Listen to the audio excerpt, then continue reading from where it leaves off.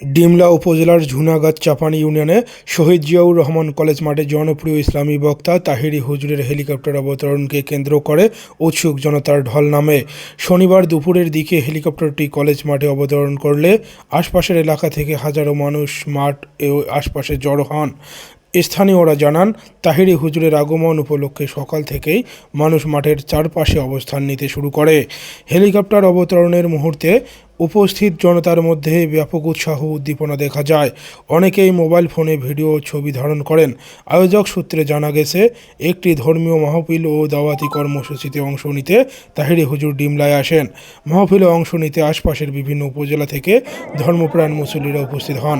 এদিকে জনসমাগমকে কেন্দ্র করে আইনশৃঙ্খলা পরিস্থিতি স্বাভাবিক রাখতে স্থানীয় প্রশাসন ও আইনশৃঙ্খলা বাহিনীর সদস্যরা মাঠ ও আশপাশের এলাকার দায়িত্ব পালন করেন।